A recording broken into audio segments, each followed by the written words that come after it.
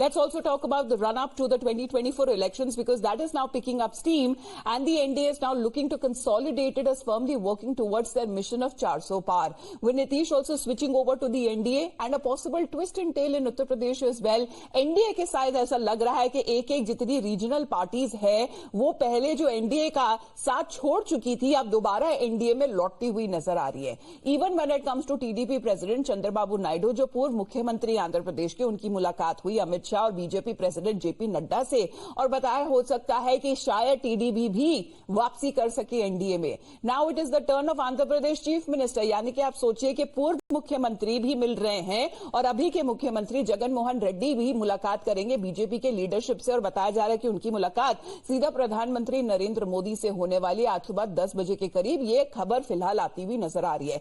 Let's also tell you about the latest ground action that has been taking place because in Uttar Pradesh BJP is in talks with the RLD Jayant Chaudhary की पार्टी के साथ और शायद बताया जा रहा है कि 2 सीट का ऑफर दिया जा रहा है 2024 के चुनावों में. आंध्र प्रदेश की बात की जाए तो बीजेपी की ऑलरेडी जो बातचीत चल रही है टीडीपी प्रेसिडेंट चंद्रबाबू नायडू के साथ जगन मोहन रेड्डी के साथ भी आज बातचीत होने वाली है. वही बात अगर महाराष्ट्र के करे तो पूर्व कांग्रेस की लीडर बताया जा रहा है बड़े एक नेता हैं जो शायद एनडीए ज्वाइन कर सकते हैं. उत्तर प्रदेश की अगर और बात की जाए तो आखिरकार ये पोटेंशियल अलायंस और आखिरकार क्या बिगड़ा इंडिया ब्लॉक में क्योंकि कुछ ही दिन पहले जयंत चौधरी और अखिलेश यादव की तस्वीर हाथ में लाते हुए सामने आई थी. लेकिन क्या जयंत चौधरी वाकई में एनडीए ज्वाइन करने वाले क्योंकि फिलहाल 2 सीट का जो ऑफर है वो जयंत चौधरी के आरएलडी को दिया गया है बीजेपी की तरफ से. खबर ये आ रही है कि बीजेपी ने 2019 का जो फॉर्मूला था जो आरएलडी और समाजवादी पार्टी और बीएसपी के लिए था जब उन्होंने 3 सीट्स पे कंटेस्ट किया था. अब नेगोशिएशंस का दौर है वो अभी भी जारी है और यहीं पर 2+1 फॉर्मूला है जो शायद आरएलडी को 2 सीट मिल सकती है लोकसभा चुनावों के लिए और 1 सीट मिल सकती है राज्यसभा के चुनाव के लिए लेकिन एनडीए का हिस्सा बने हुए.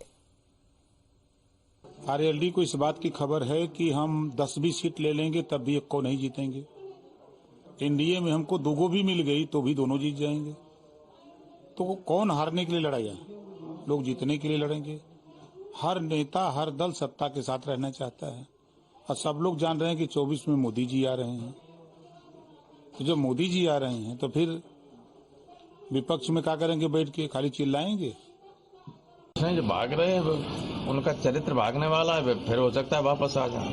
अब देखिए जब कोई चीज सामने आ जाए फाइनल तब देखी जाएगी और कोई फर्क नहीं पड़ता कौन कहाँ जाता है कहाँ जाता है. और ये चुनाव आने वाला जनता ही तय करती है कौन नेता कौन नहीं रहता. चुनाव के वक्त जो आता जाता है कोई मान ही नहीं.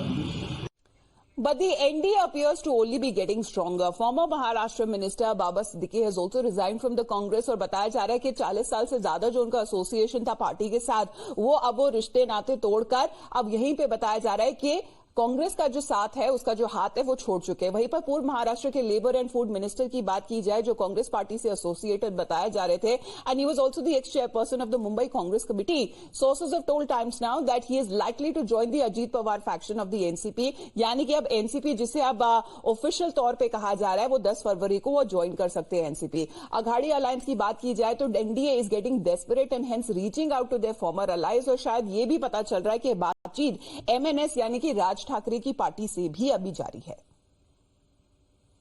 The fact that the BJP is reviving the NDA shows that there is fear. And when I say there's fear, they are afraid that the India alliance will be much better than them.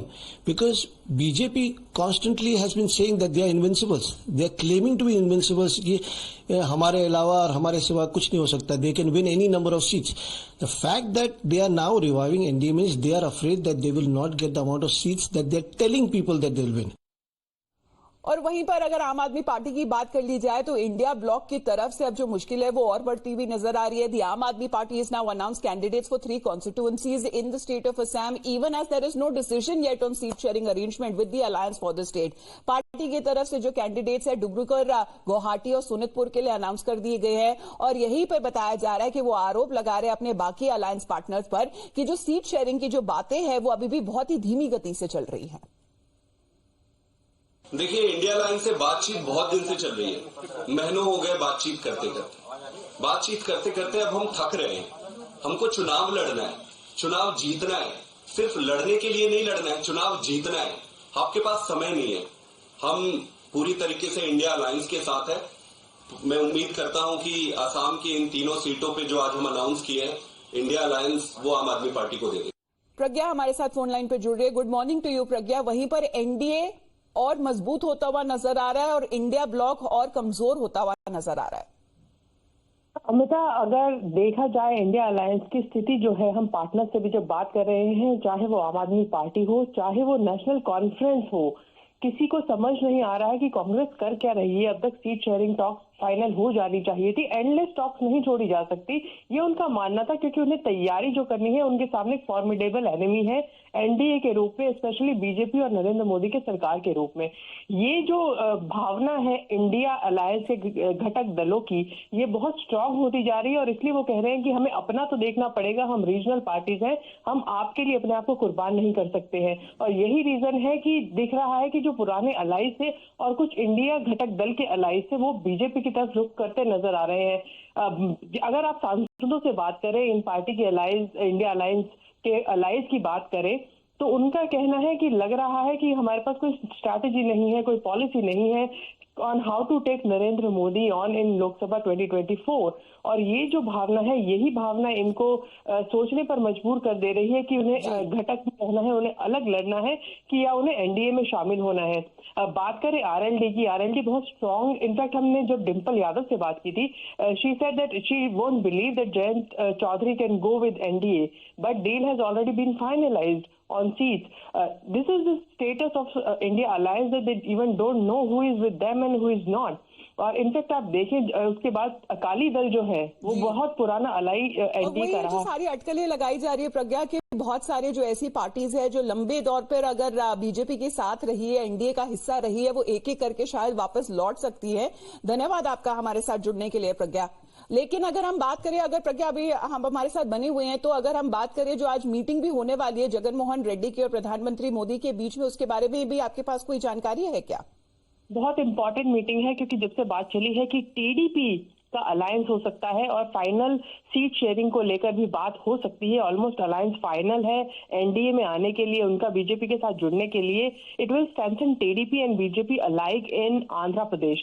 Jagan Mohan Reddy Delhi में है आज, प्रधानमंत्री से उनकी बातचीत होगी, क्योंकि जगन मोहन रेड्डी और टीडीपी दोनों पार्टीज से बीजेपी ने अपना इक्वल डिस्टेंस बनाए हुए था, दोनों ही उनके लिए बिल्स पे वोट करते थे पार्लियामेंट में, तो कोई एनिमिटी ऐसा नहीं थी। पर देखा जाएगा कि वाईएसआरसीपी किस तरीके की प्रपोजल जो है वो एनडीए के सामने पेश करती है। पर ये मीटिंग जो है प्रधानमंत्री के साथ है, अमित शाह और नड्डा जी के साथ नहीं है। हमने जब वाईएसआरसीपी के सोर्सेज से कल अपने बात करी, तो उन्होंने कहा अब तक उनका ये डिसीजन है कि वो चुनाव में अकेले जाएंगे, वो कोई अलायंस नहीं करेंगे। पर किस टाइप की अंडरस्टैंडिंग बनती है पार्टीज में, ये देखने वाली बात होगी। Because never say never to anything in politics is what many of the politicians say. Opportunity हमेशा आती रहती है और दरवाजे अपने हमेशा खुले रहने चाहिए जब तक कोई चीज फाइनल नहीं हो जाती। और ऑफ कोर्स राजनीति है, हमने देखा है कि बहुत सारे ऐसे जो लीडर्स अभी फिलहाल, जो नीतीश कुमार की भी जो वापसी हुई है, जो पहले बताया जा रहा था कि दरवाजे पे अब ताले लगा दिए गए हैं, लेकिन उन्होंने वापसी अभी करी है।